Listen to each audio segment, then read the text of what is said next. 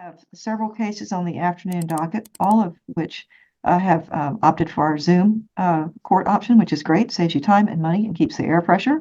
So these are all great things.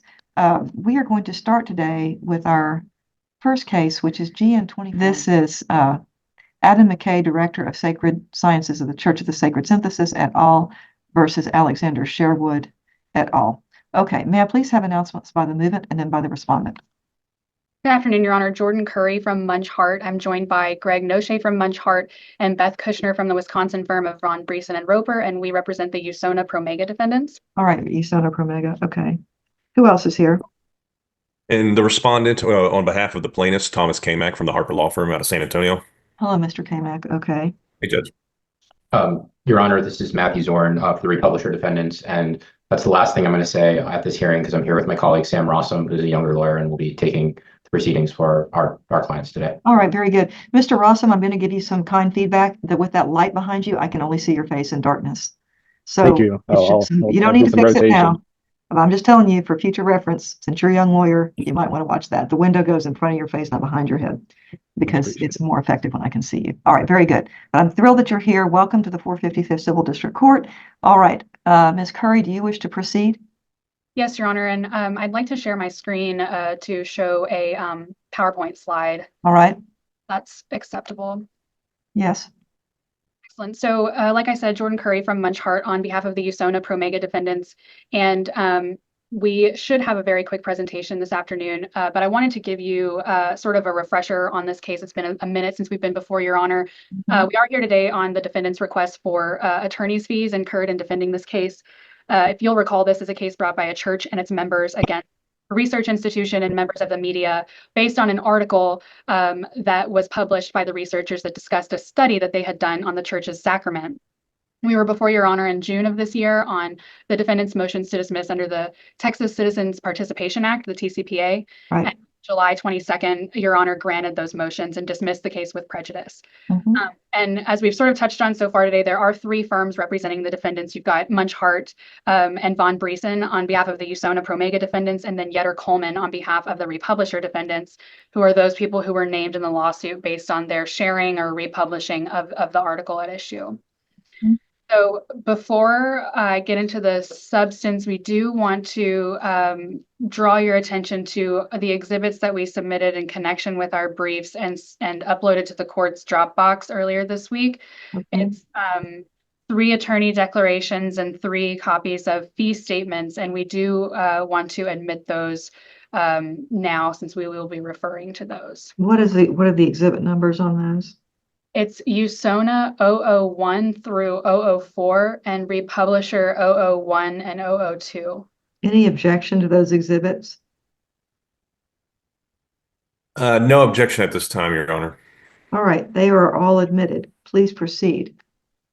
So for starters, the legal standard here, the TCPA has a pretty clear one, which is that the court must award attorney's fees and costs to a prevailing TCPA movement. And the rationale is that the TCPA mitigates against an especially a dangerous type of lawsuit, which are the types of lawsuits that stifle free speech and public participation. And so the mandatory fee shifting gives the TCPA its teeth, if you will. And I do want to note also that the fee award, it includes all fees incurred in defending the entire legal action and not just the fees incurred in bringing the TCPA motion itself. So that's something that we bore in mind when we filed our motions. In awarding the fees under the TCPA, and I hope that my slides are moving along with me. Should be here on slide 4 with a... Yeah, this one says Rormu's Venture Lodestar method, reasonable hour work times reasonable hourly rate equals Lodestar figure. That's what the slide says. So. Excellent. So in awarding the fees under the TCPA, courts do use the Lodestar method, which the court is familiar with, I'm sure, and it was articulated most recently by the Supreme Court in Rormu's Venture. And you calculate the Lodestar by applying the reasonable number of hours worked times the reasonable hourly rate, and it supplies you with the Lodestar figure. And attorney's fees movements meet their burden by supplying evidence of services performed, who performed them and when, and the amount of time required for the services. And the defendants did that. In the fee statements we've got from Munchhart, Von Briesen, and Yetter-Coleman, they identify the specific tasks in the form of their narratives, the specific tasks that the attorneys performed, who performed them, when they were performed, and the amount of time that was spent on them. We also have attorney expert testimony by Mr. Noche, Ms. Kushner, and Mr. Zorn about some of the tasks that the firms had to take on in defending the action. And then we've also got attorney testimony that the fees incurred and reflected in the statements are reasonable and were necessary. And so the lodestar figure that we've arrived at based on the evidence submitted and the calculation here, very straightforward, is Munchhart. The USONA Promega defendants incurred from Munchhart $87,437 in fees, from Von Briesen $47,491 in fees, and the republisher defendants from Yetter-Coleman incurred $97,596.37 in fees. And so because we've submitted the evidence that's required of us, competent declarations supported by fee statements, the lodestar is presumptively reasonable. And I'll note that you might have noticed as well, the plaintiffs don't appear to dispute the reasonableness of the rates or the hours because they failed to respond to the motions at all, let alone put forward controverting evidence of our competent evidence on fees.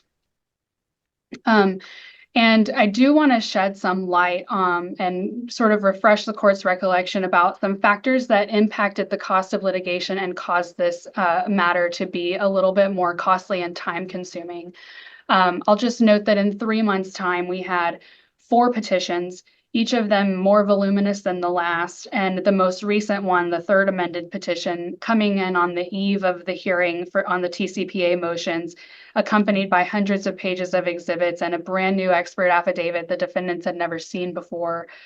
Additionally, as the court probably recalls, we were before Your Honor in May of this year on a motion to enforce the local rules after the plaintiffs had directly communicated with represented parties, misrepresented in certificate of conferences, their conferences with defense counsel, used deception in order to get information from the parties. And Your Honor agreed with defendants that these things violated the local rules, and our motion was ultimately granted. And so these are some of the tactics that we were dealing with that made this case more time consuming. We also had to overcome and defeat plaintiffs' broad overarching discovery request, which the court also agreed with us at that time was improper for the phase of the litigation that we were in.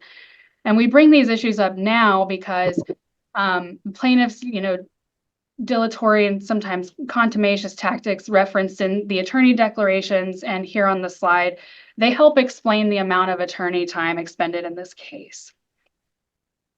And so just a few more points to make here. We are also requesting our contingent appellate fees, which are also mandatory under the statute, the fee shifting. And plaintiffs have certainly indicated their intent to appeal this matter, as they have filed a notice of appeal. Whether it's premature or not is a different issue, but they've certainly demonstrated their intent to appeal your Honor's orders. And so on the contingent appellate fees issue, courts, rather than the lodestar method, rely just on attorney expert testimony in awarding those fees. The attorney declarants here, Mr. Noche, Ms. Kushner, and Mr. Zorn, have testified that their respective firms will handle the appeal of this matter, and that based on their experience, they've estimated the reasonable appellate attorney's fees, which comprise research, brief writing, preparation for oral argument, and all the other necessary tasks for litigating an appeal in the state of Texas. And they arrived at these figures based on their experience litigating appeals, including in the state of Texas. And so we referenced those estimates in our papers and in the attorney declarations and in the proposed order. So I won't list them out here now, Might but as well just say them. I'm feeling like your fees are pretty high here, Ms. Curry, honestly. So you might as well tell me, what is it that you're seeking on appeal? Go ahead. sure. So Give me the bad news. sure. The USONA Pro Mega defendants, Mr. Noche estimates that a cost of defending an appeal in the Court of Appeals would cost $80,000 plus $7,500 in costs for Munch Hart. Petition for cert to the Supreme Court would cost $30,000. And then merits briefing and argument in the Supreme Court would be another $60,000 plus $7,500 in costs. Ms. Kushner, whose firm would assist in the appeal of the matter, being the resident expert on defending the research institutions, has testified that defending an appeal in the Court of Appeals would cost via Von Briesen $40,000, petition for cert $20,000, and merits briefing in the Supreme Court $30,000. And then Yetter Coleman, which Mr. Rossum, I'm sure, will speak more about if necessary. Mr. Zorn has testified that the defending the appeal in the Court of Appeals would cost $60,150. A cert petition would cost $32,000, and a merits briefing and argument in the Supreme Court would cost $92,000. Wow. I'll tell you, we've had a Texas Citizens Participation Act case, which honestly seemed more complex than this one. The fees were a lot lower and the attorneys were fancier, but that's just my view. You know, there's a saying, what is it? Pigs get fat, hogs get slaughtered. You know, this is a lot of money, folks. I'm not particularly happy with what you all are coming to me on. We've tried to do this as efficiently as possible for you, and I feel like it's an overreach, taking advantage. So that's just me, but I haven't ruled on it yet. But I'm just telling you, you might want to sharpen those pencils a bit. All right, go ahead, Ms. Curry. So we've also got nominal costs that were incurred via the law firms, as shown on the slide. I am wrapping up, and just to sum up, the defendants are requesting the reasonable and necessary fees that they've incurred, and the costs in defending this action, which the statute does require. The defendants have put forth competent declarations supported by true and correct fee statements, and the plaintiffs have filed no opposition, let alone controverting evidence. And so we would submit that the court should award the lodestar fee. All right. Thank you, Ms. Curry. All right, Mr. Kamek, you didn't file a response. What's up with that deal?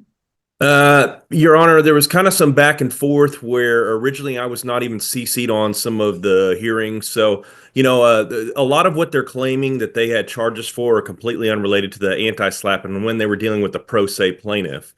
Are we with the court reporter? We are. So you need to slow down so my court reporter can write down everything you're saying. Understand. Why don't you have a response on file? That's what I'm asking you. I understand, Your Honor. So the reality is I was not timely notified of the hearing by opposing counsel. I was in trial and out of town for the death of my grandmother. So those were two things that had happened when they finally decided to notice me, and they sent it to the client as opposed to me. So I do apologize for not having a response on file, but I do have Who wants to stop? Who wants to speak to that? He's saying he didn't get notice. I eventually did. Okay, when did you get notice? I can pull that up, Your Honor. But they essentially said, well, we've sent it to your client, so why would we need to include you? And When did you get notice? That's my question. And Yes, I'm sir. I'm really not trying to be difficult. It's just these big firms who have really lost my trust, quite honestly, with this very grabby fee structure. They should know better. But I don't have anything else in the file because you didn't file anything. So when did you receive notice, sir? And Your Honor, that's what I'm trying to look that up, Your Honor. It looks like it might have been Friday the 4th. Okay, so we are now here on October the 17th. So there has been time for you to file some sort of response to this, and you didn't. That's correct, Your Honor. All right. I don't know what we do about that problem. All right, finish your argument as best you can without a response on file. I mean, I think first and foremost, there's some common law claims that are not subject to the anti-SLAPP that they're just not entitled to the fees related to. There's a lot of their work is cumulative. I do not think their hourly rate is reasonable. I mean, I've tried 2-week trials and not had fee rates at this rate. I think there's some overbilling and duplicative. And so I don't think they can say, hey, look, we had a fight with the pro se plaintiff over this, or we're alleging dilatory tactics, or we had to get a protective order, or do all these other matters unrelated to the anti-SLAPP, where there's no causal connection between the work done and the anti-SLAPP motion itself, and claim that they in fact can charge for that. I also, again, I don't think there's a mandatory fee award for things that are common law claims, such as the fraud claims he brought, that wouldn't have been subject to the anti-SLAPP motion. All right, let me hear from you, Miss Curry, on the fraud claims. What's up with that? So he's saying, look, you all have billed for fraud, but those aren't anti-SLAPP. So why should I give you money for that? Tell me your response, please. Your Honor, we moved for dismissal and received dismissal on all claims in the petition under the anti-SLAPP statute. And when we were before you arguing the TCPA motion over the summer, we did not hear any argument, nor was there any in the papers, that some of these claims weren't subject to the TCPA. Fact is that the case was dismissed pursuant to TCPA motions, and that included all claims and all with prejudice. All right, folks, I don't know what to do about you. I really don't. I mean, you know, the Church of the Sacred Synthesis may not be everybody's cup of tea, but they are apparently some sort of church. So, and they're folks who've shown up in my courtroom, and I find them to be sincere. So what you're asking me to do is to award buku appellate fees and what, 232,000 some odd dollars in fees against these people. And we got no response on file from Mr. Kamek. So yeah, although he's had notice since October the 4th. So I'm not prepared to rule on this right now. I'm going to have to give this some thought. But folks, I am not happy. Defense firms, I feel like you're being grabby. Mr. Kamek, there's no excuse for you not having filed a response here.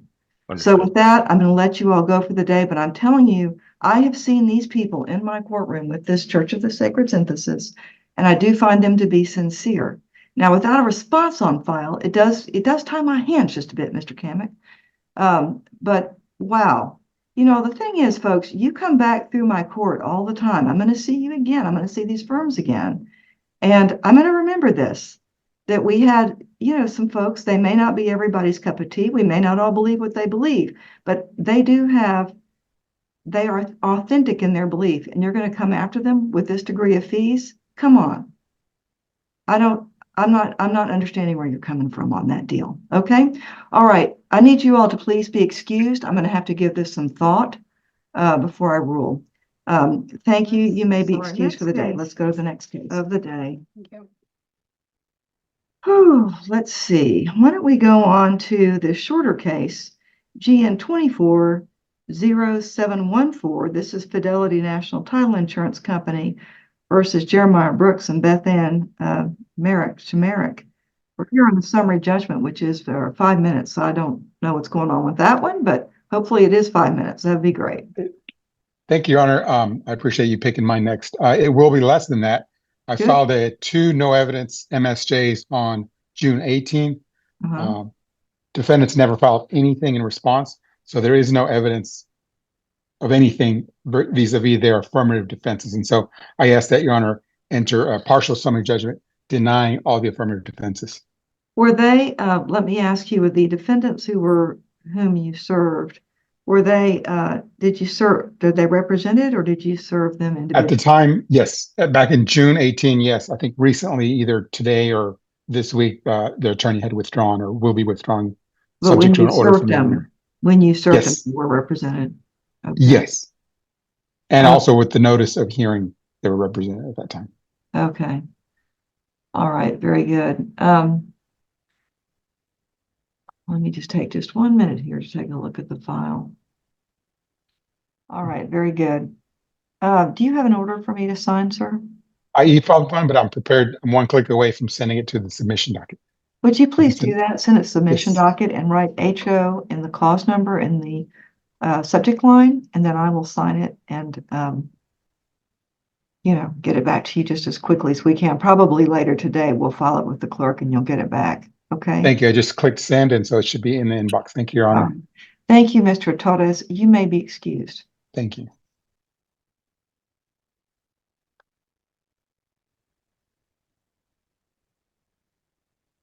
All right, it looks like we have a personal injury case here. It's GN 24002761.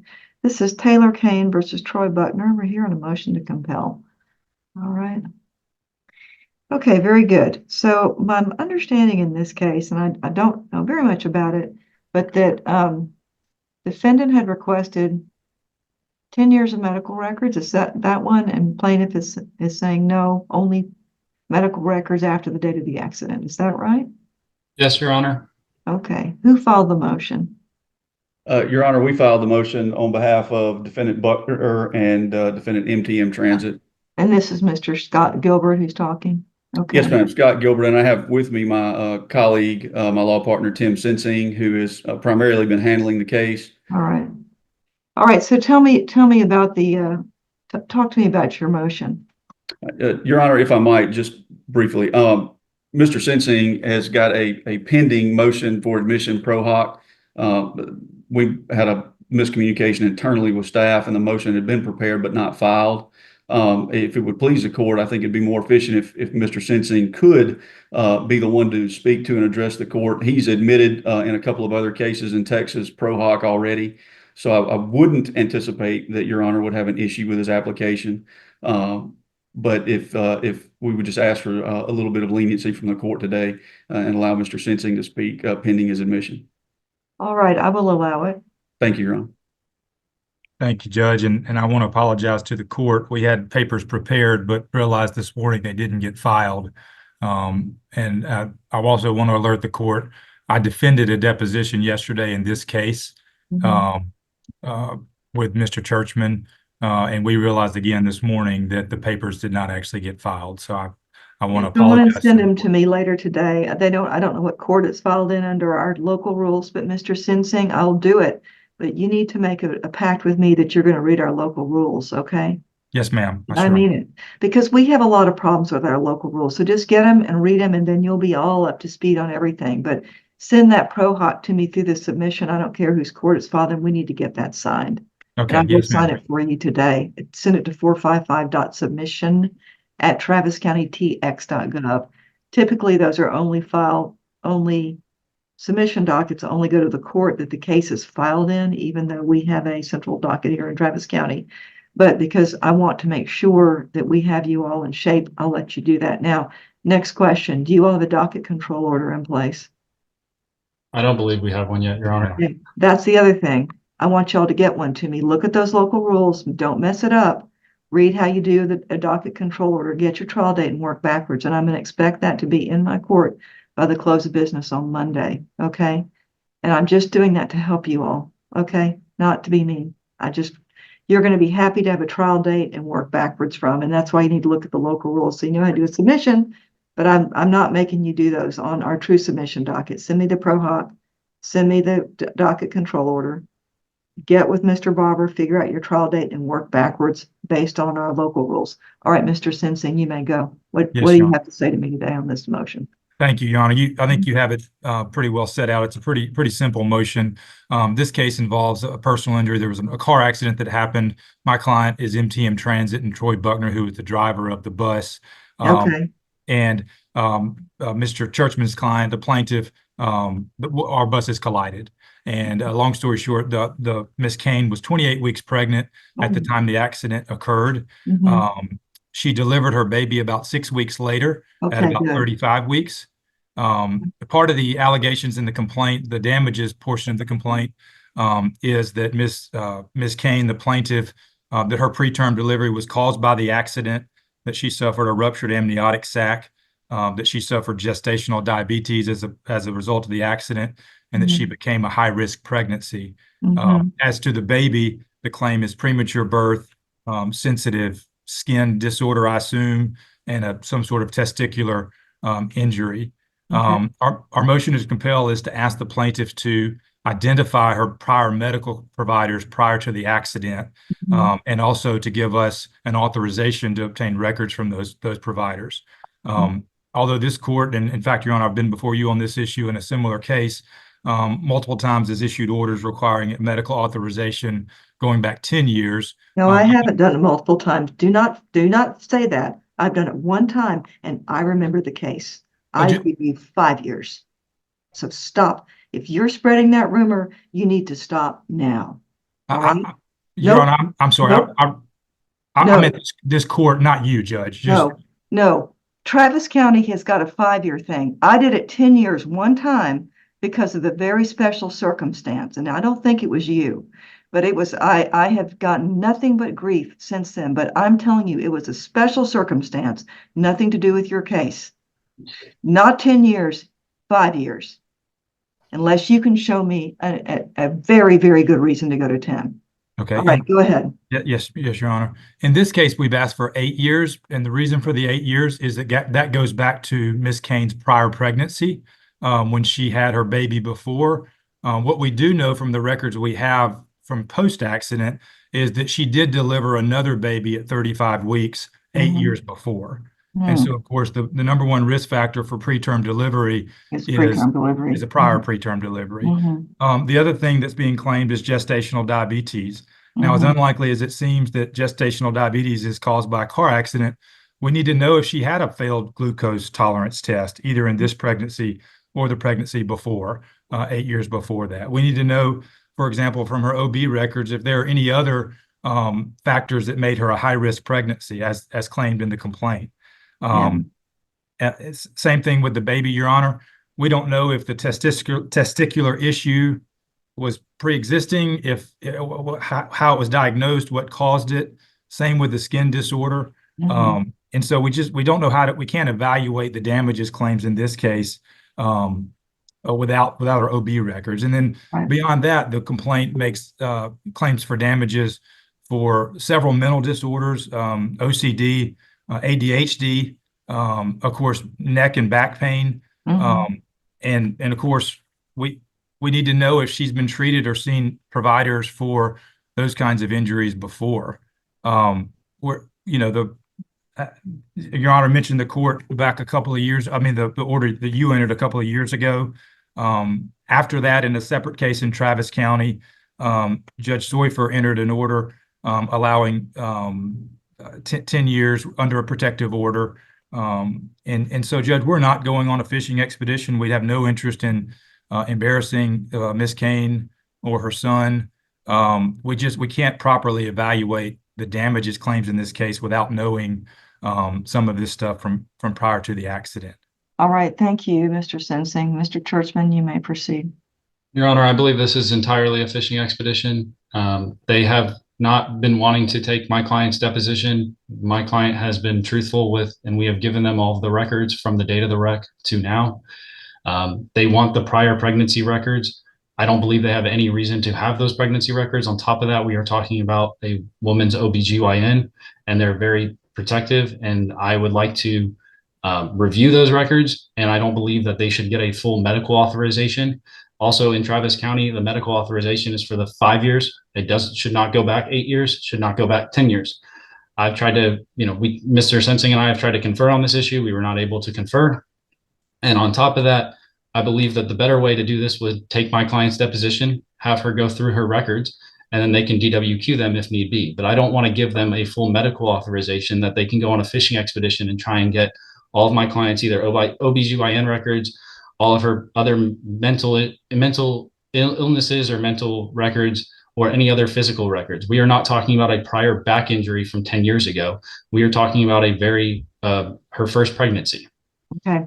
So here's what I'm going to order.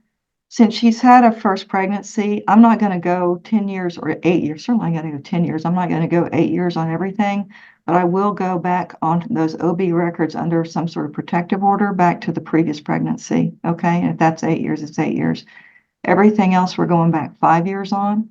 If you want to put all of those records under protective, you can.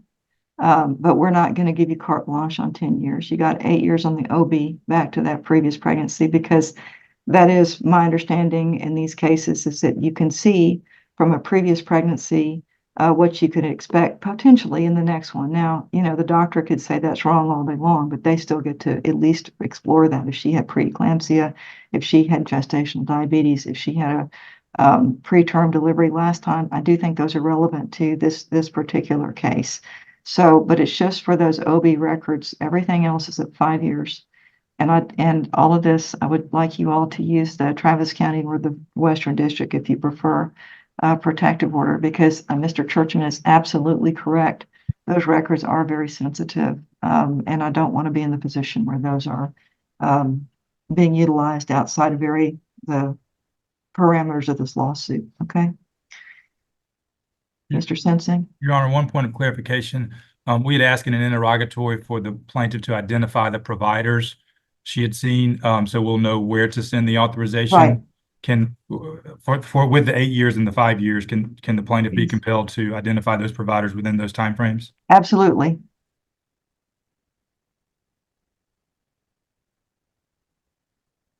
So that's where what we're trying to do here is to get to that pregnancy, that previous one, and that if she identifies that provider and then her other providers, then you can get to them. Now, obviously, if plaintiff drops some of these claims and says, you know what, we're not going after mental anguish, mental damages, then it does become irrelevant. So that's the other option for them. But right now, it's relevant. It's all in play in terms of 5 years on everything else, except for the pregnancy records for the OB, which go back to 8 years. Okay. All right. So, Mr. Sensing, there's in 3 orders you need to get to me. One is on this compel. One is on trial, the agreed scheduling order. I'm going to give you a little more time on that to the close of business on Monday, so you have time to talk to Mr. Barber, talk to opposing counsel, get the trial date set up, and then work backwards. And you got to look at the Travis County local rules to do that. And then thirdly, your ProHoc. So send those all to 455.submission at traviscountytx.gov. Again, 455.submission at traviscountytx.gov. In the subject line, write HO, which stands for hearing order, and the cause number. Then I'll sign off on those. And also, of course, we do need the protective order, and you're welcome to use either the Travis County one or the Western District of Texas one. I don't care, either one, whatever you prefer. But that's the other thing that I think you're going to need me to sign off on that one as well. I'm not absolutely certain, but that's going to take you all some time to put together. But let's not wait too long on this, because without a trial date, the temptation here, of course, is to wait. But that's why I'm pushing you on the agreed scheduling order, because the state doesn't really want us letting these cases languish, and it's not fair to Mr. Churchman and his client. Honestly, it's not fair to your client, Mr. Simpson, Mr. Gilbert, because they'll have people retire and quit, and this accident will be so far in people's memories they won't. We need to light a fire under it. So let's try to get all those things to me by close of business. Okay, I'll give you to close of business on Tuesday. Okay. Yes, Your Honor. Next week. All right, gentlemen. Thank you very much for this interesting case. Briefly, Yes, sir. Mr. Churchman. The DCO, does it need to go to the submissions, or does it?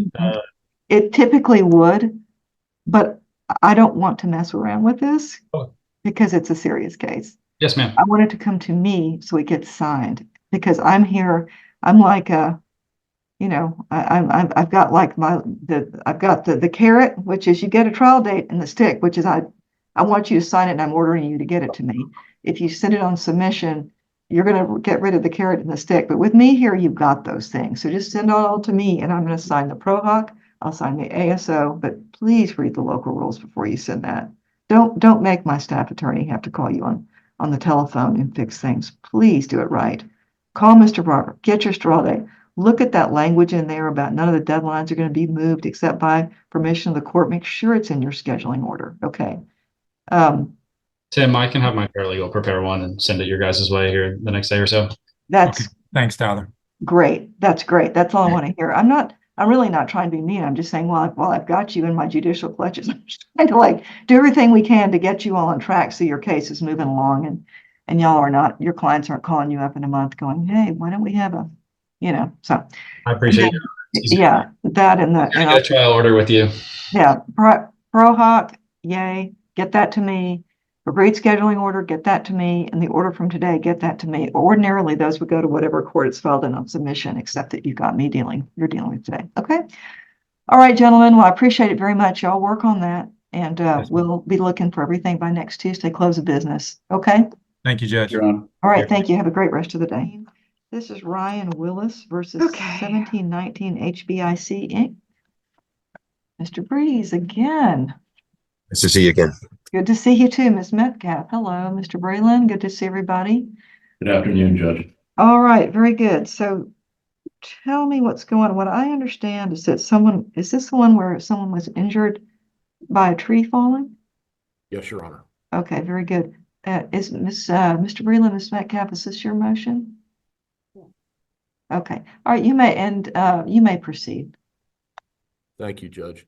First off, I do want to make sure we did attach 3 exhibits to our Turn it up motion. just a little bit if you could, or speak just a Sure. little louder. Sure. We did attach 3 exhibits to our motion, which was our original corporate depot notice, the defendant's objections, and correspondence between me and counsel. I just want to make sure, I'm going to refer to them during the hearing, but I want to make sure they're admitted without any objection. Well, why don't you go and tell me how they're marked and offer them, and then we'll see if you pick up an objection, okay? Okay. Exhibit A is our plaintiff's, deposition notice of Brightview's corporate rep. All right, any objection, Mr. Bryce? None, Your Honor. It's admitted. What's the next one? Exhibit B is defendant Brightview's objections to our topic list. Any objection, Mr. Bryce? None, Your Honor. It's admitted. And what's the third one?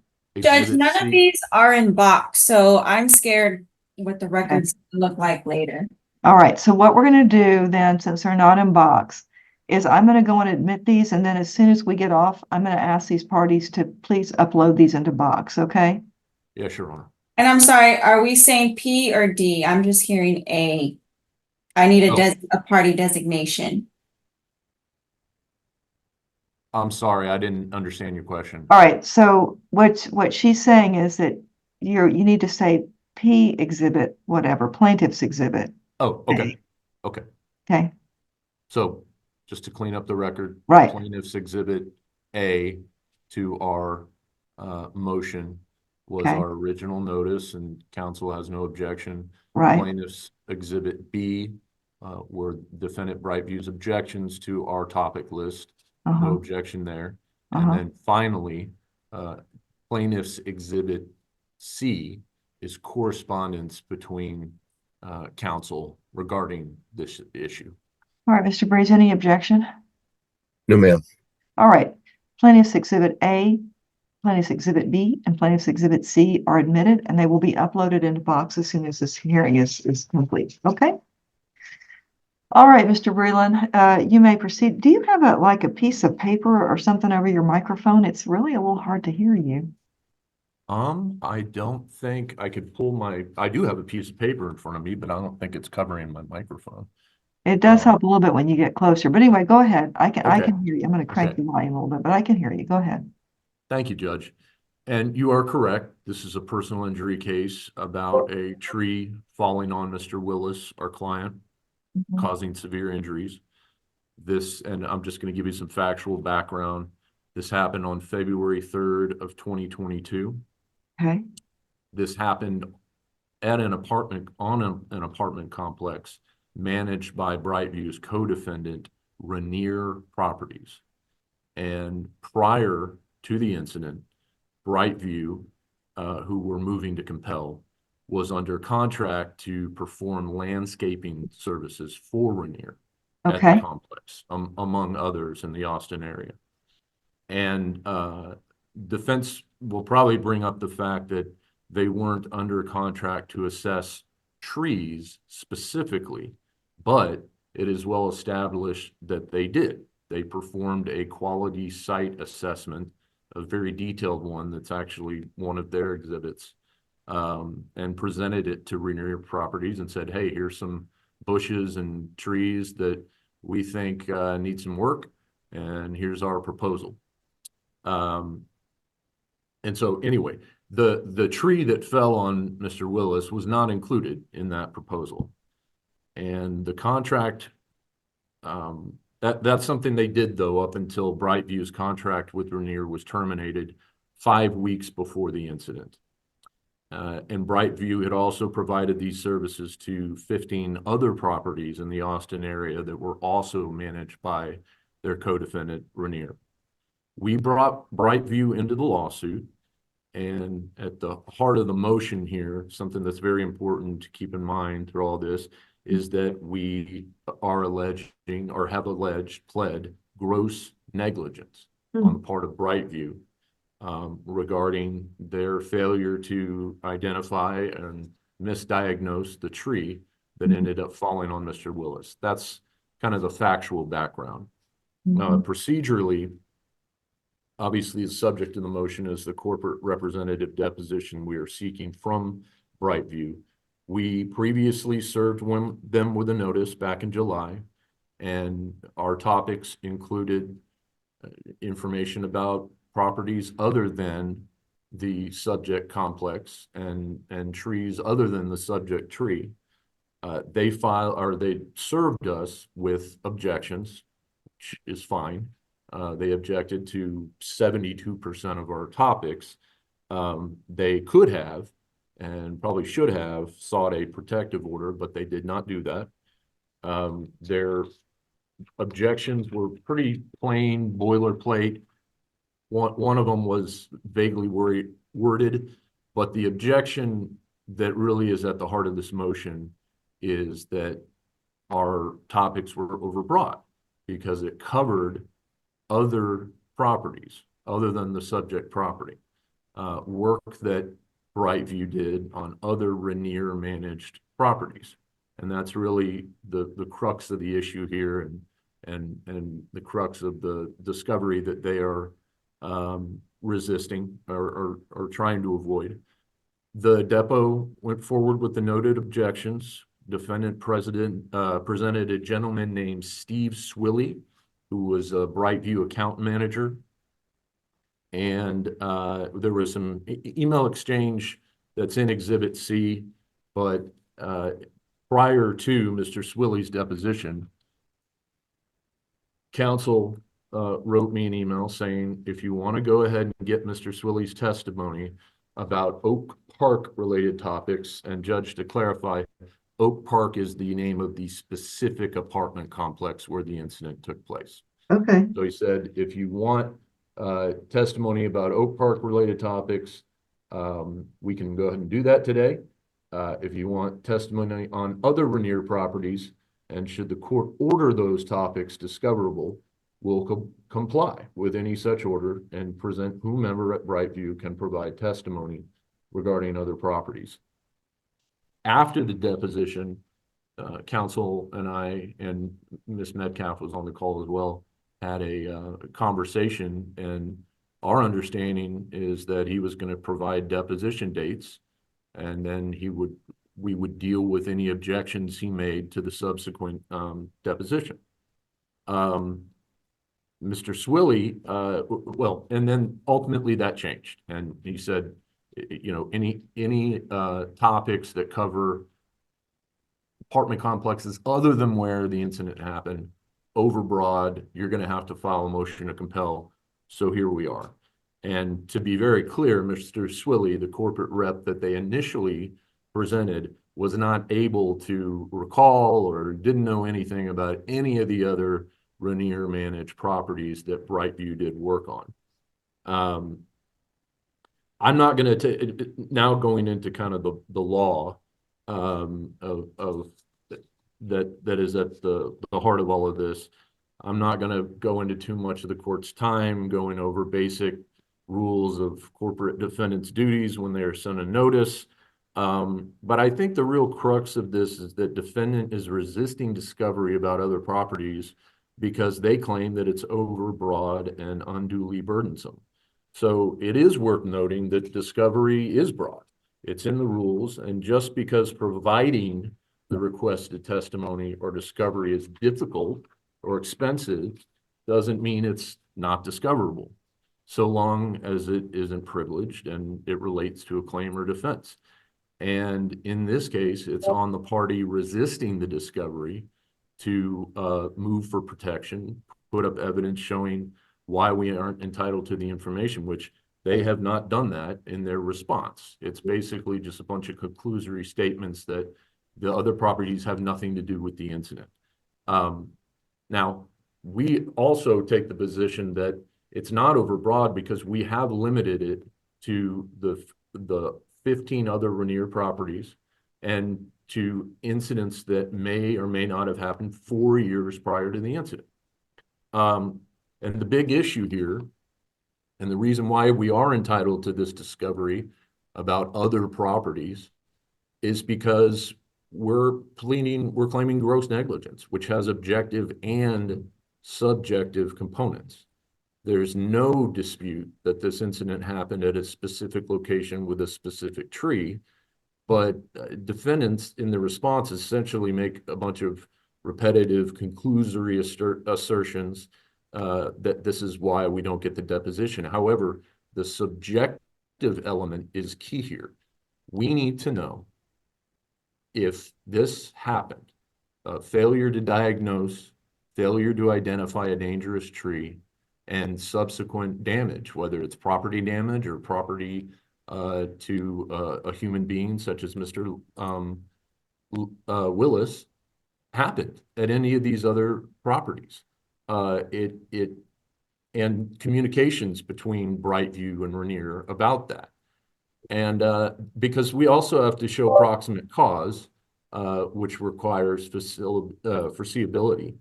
But it's well established in the cases that we cited in our motion that we did upload those cases, that gross negligence is proven by circumstantial evidence of a combination of multiple acts. So all actions and circumstances indicating a state of mind must be examined. The attitude that Brightview, and by the way, they're hiring a certified arborist to go take a look at these trees and provide the proposals. If they're missing, like they did here, trees that are obviously in a state of decay and pose a danger, if they're doing this at other properties, that is absolutely discoverable based on gross negligence. The conscious indifference of the defendant are factors that the jury has to consider. And that includes other acts. And that's in the Johnson versus Moore case that we cited. Absolutely discoverable and potentially admissible. Patterns of misconduct are absolutely admissible to show gross negligence. And we can't show those elements without finding out, without the discovery that we're seeking here. In the Burke royalty case that we cited, it's right on point. And I'm quoting here. The reviewing court does not simply judge individual elements or facts. Instead, the court should review all the surrounding facts and circumstances to determine whether the corporation itself is grossly negligent. So the argument that discovery should just be limited to this single tree flies in the face of the well-settled law. The Burke court went on to say, the existence of gross negligence need not rest upon a single act or omission, but a combination of negligent acts. And many circumstances and elements may be considered in determining whether something constitutes gross negligence. And again, they address the mental state, may be inferred from actions, and all actions or circumstances indicating a state of mind amounting to a conscious indifference. And that's something that the jury needs to examine. All right, okay, I got you. I get where you're coming from. Okay. So now what were you trying to compel? You want them to submit a corporate rep to talk about all 15 properties? Yes, Your Honor. Okay, we hear from you, Mr. Breeze. Okay. Your Honor, may it please the court. We agree. I agree with the plaintiff. This is about a tree falling at the Oak Park complex at 45th and Duval in the Hyde Park neighborhood during the big snow and ice storm of February of 2022. Brightview, as Mr. Breland said, was under contract to perform standard landscaping services at that apartment complex from July through December of the previous year. So on the date that this limb or tree fell on the plaintiff, Brightview had no contractual obligations to do or perform any work at the complex. Also relevant, and Mr. Breland also touched on this as well, is that the contract that we had was just for mowing, edging, blowing, the standard landscaping. However, we did submit some proposals to Rainier Management to seek additional work and additional revenues through Brightview, but Rainier rejected those proposals. And so we were never out, we never had any duty to identify any diseased or hazardous trees. We never contracted with Rainier to do any of that work. We just tried to catch some extra revenue for our company, and those proposals were denied and rejected by Rainier. And so the scope of our work was only landscaping. Now, as Mr. Breland has described, they are now seeking to get testimony and through a subpoena ducis tecum, additional documentation related to the work that Brightview did at 15 other properties.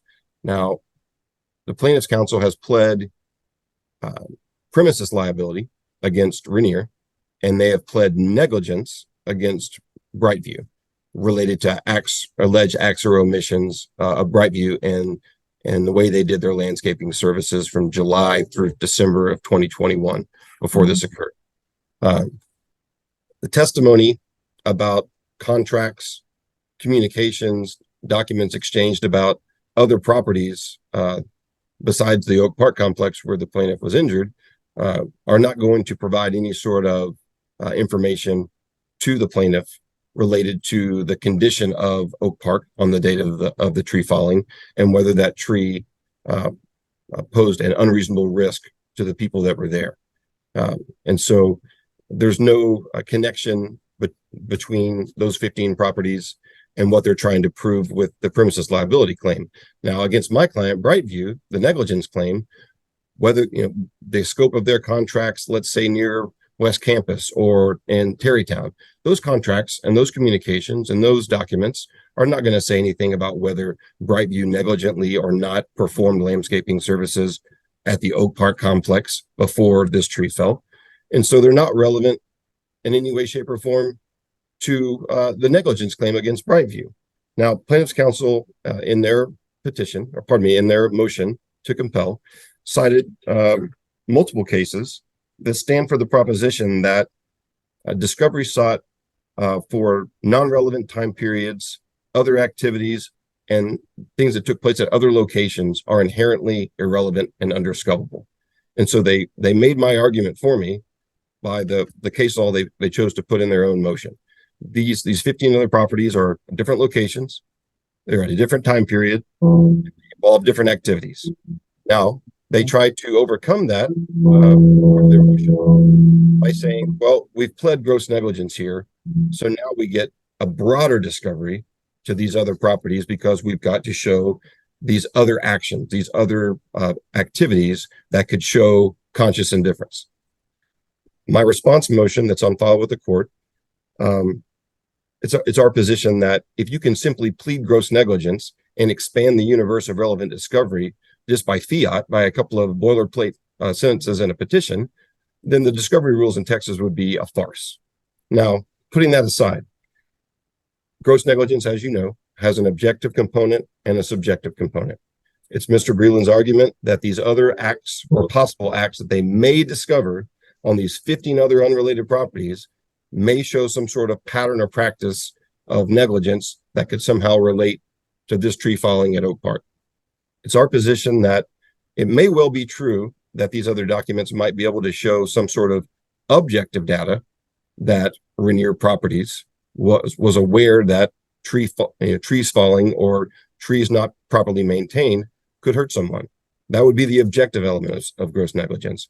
However, they could never get any sort of admissible evidence from those other properties that would satisfy the subjective prong, because the subjective prong requires them to show that they had actual subjective knowledge about this specific tree that fell at 45th and Duval, and that Brightview consciously was indifferent to that information and performed their work in a negligent way nonetheless. Okay, I got you. Okay. Here's my thinking on this, folks. So this tree that fell during the ice storm, and it was February the 2nd of 2022. Is that correct, Mr. Breland? That is correct, Judge. Okay.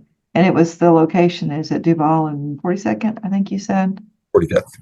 45th. Okay, so yeah, I know that area. All right, but this landscape company is working at 15 other properties in the area or in Austin, central Austin area.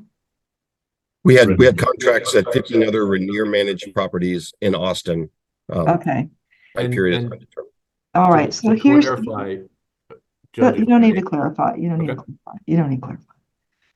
So here's my thinking on this, folks. I think that Mr. Breeze is probably at the end of the day going to be correct that there won't be, but I don't know for sure. So I think that is at least discoverable. It may not be ultimately admissible.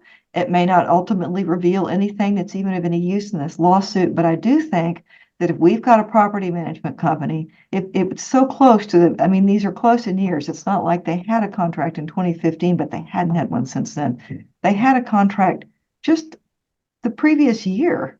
So I do think it's relevant, potentially, but in discovery, we're not really cutting a very fine line on relevance. We're just looking at if it's discoverable. That's all we are right now. So I am going to grant the compel on that. Okay. Now that's the corporate rep will be deposed on that, providing whatever information he has on it. If the information is, yeah, but look at our contract, we don't look at these trees, and that's the information. Or if the information is, yeah, we have a contract and we do go and we look at these trees and we in fact have some taken out. That's just but we don't know that yet. So Mr. Breeze, I get where you're coming from, but I think the analysis you're asking me to make is something that would have occurred after the discovery was made and it hasn't happened yet. So the compel is granted. Now, what is it that you're trying to compel a corporate rep? Or is there anything else along with just the corporate rep deposition on those topics? Mr. Breland? And we've narrowed the topics down to the ones that they originally objected to. Okay. And I'm sure you don't want me to go through the list of, I don't know, it's about a dozen of them. But yes, it will come with a subpoena for relevant documents as well. All right. Well, I think that is at least discoverable. Ultimately, Mr. Breeze may be 100% correct in this, and you all listen to what I'm saying. But I think, we just haven't reached that part of the analysis just yet. So I'm going to order I'm going to order the compel. Mr. Breland, please send me an order. Now, you all heard what I just asked the last case. I'm going to ask you too. Do you have a scheduling order in place? Okay. Yes, sure. You, Ms. Metcalf. All right, then I won't harp on you about scheduling. All right, very good. Well, let's get that done. Mr. Breland, if you would send that to my submission inbox 455.submission@traviscountykx.gov, and the subject line, write HO, which stands for hearing order, and the cause number of the case, I will get that signed as quickly as I possibly can. Will probably be either later today or tomorrow. Okay. But don't delay, get it to me, because it's so weird. They set these hearings and I make an order and then they don't send me an order. And then I don't have anything signed. And then a month later they say, where's the order? And I don't remember. So please, please, Ms. Metcalf, you make sure that he gets that order to me. Yes. Okay. Judge, do you mind repeating the email address? Sure. It's 455.submission@traviscountykx.gov. Again, 455.submission@traviscountykx.gov. Okay. And then HO cause number in the subject line. Yeah. HO cause number in subject line. All right. Very good. So we'll be looking for that either later today or tomorrow, but certainly before the close of business tomorrow. Okay, folks. That's all we have for this one. You may be excused. Thank you, Judge. Thank you. All right, we have one more case for this afternoon. It is but we need to give our court reporter a break. She's been working really hard to make sure everyone has an accurate record. So we're going to take a 15-minute break, and then we'll come back on Kingdom of Sweden versus Riza Azari on a motion for summary judgments. The court is going to stand in recess for 15 minutes. Thank you. And Judge, there's no record on that MSJ, Oh, so. there isn't? Oh, well, that's good. If the parties would give me just 5 minutes, then I'll come back and we'll do the last case, okay? For 1964, it's an unusual party to have in my court. It's the Kingdom of Sweden versus Riza Azari. We're hearing a motion for summary judgment. This motion was set by Mr. Douglas Bynum, Mr. Bynum. And Mr. Azari, you're self-represented, is that correct, sir? Yes, Your Honor. Okay, that's no problem. All right, Mr. Bynum, you may proceed. Yes, Your Honor. We're here today on a motion for plaintiff, Kingdom of Sweden's motion for summary judgment on a breach of contract claim. As the motion and the declarations attached to it show, there was a claim against Mr. Azari for failure to repay student loans. Beginning in February of 2002, defendant Mr. Azari submitted multiple applications in which defendant agreed to repay student loans. The plaintiff granted the applications and notified Mr. Azari that he would receive the study aid pursuant to the terms of the applications, the repayment regulations, and the decisions, all of which are attached to the motion. There was a contractual relationship was formed between Mr. Azari and plaintiff. Plaintiff loaned a total of 643,179 Swedish crowns. We have used the exchange rate on the day that the motion was filed to 62,899 US dollars. Mr. Azari breached this contract by failing to repay the amounts. Per the contract, defendant's breach caused injury to the plaintiff by failing to repay those amounts. The amounts are supported by a declaration, 2 declarations from individuals with knowledge of Mr. Azari's account and how notices are sent out and how the loans are sent out, and a ledger of the payments that were of the notices of amounts due and the failure to make payment.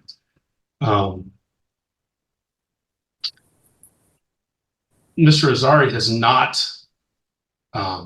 filed a response to this. So the absence of establishing fact issues, we believe plaintiff is entitled to the summary judgment as a matter of law, as the motions show that there's no genuine issue of material fact in this matter.